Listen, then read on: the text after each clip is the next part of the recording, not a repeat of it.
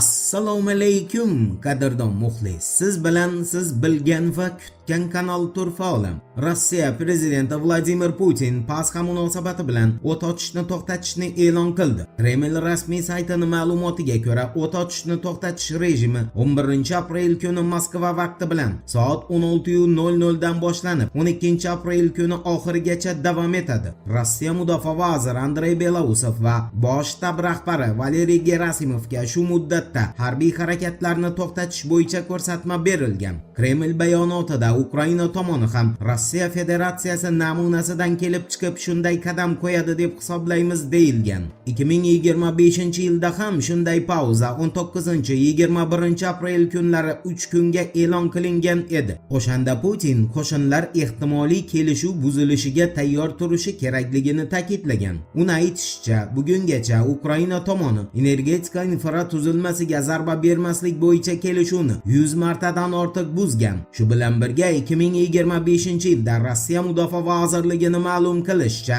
Ukraina qurolli kuchlari vaqtincha yarashuv davomida 444 marta artilleriya va minomyotlardan o'q uzib, 900 marta dronlar orqali zarba bergan. Shuningdek, Pasxa bayrami kunlari Bryansk viloyati, Kursk viloyati va Belgorod viloyati hududlari ham o'qqa tutilgan. Avvalgi Pasxa yarashuvlaridan bir necha soat oldin Rossiya va Ukraina o'zaro asir almashgan. Moskvaga 246 nafar harbiy qaytarilgan va o'z navbatida Kiyevga ham shuncha askar topshirilgan. Union agentligining axborotiga ko'ra, Vladimir Zelenskiy Rossiya tomonidan e'lon qilingan Pasxa yarashuviga javoban Ukrainaning ko'zguli qadamlarga tayyor ekanini bildirgan. Bu degani Kiyev ham Moskva kabi Pasxa kunlari o'q otishni to'xtatadi degan gapdir.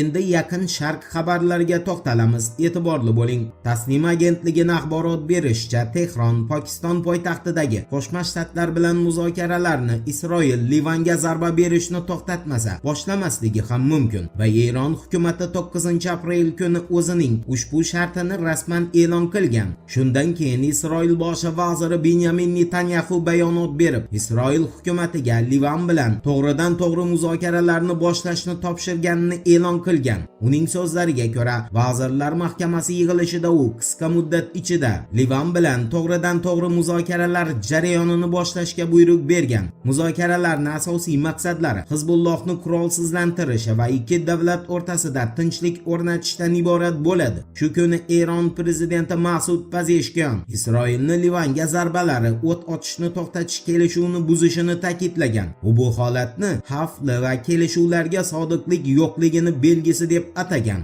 Eslatib o'tamiz, 8-aprel kuni Benyamin Netanyahuning ofisi Amerika Qo'shma Shtatlar va Eron o'rtasidagi 2 haftalik yarashuvni qo'llab-quvvatlashini bildirgan. Biroq bu kelishuvni ular Livanga aloqasi yo'qligini ta'kidlagan. Reuters agentligining ma'lumotiga ko'ra, Livan Sog'liqni saqlash vazirligining bildirishicha, hujumlar natijasida so'nggi o'rganish bo'yicha 303 nafar livanlik halok bo'lgan va jarohat olganlar soni 1150 nafarni tashkil qilgan. Shuni alohida ta'kidlash lozimki, Isroil 9-aprel kuni Livanning Shmistar shahridagi qabristonga dafn marosimi paytida zarba bergan. Bu hujum natijasida esa dafn marosimiga to'plangan 11 nafar kishi qurbon bo'lgan, 20 nafari og'ir jarohat olgan.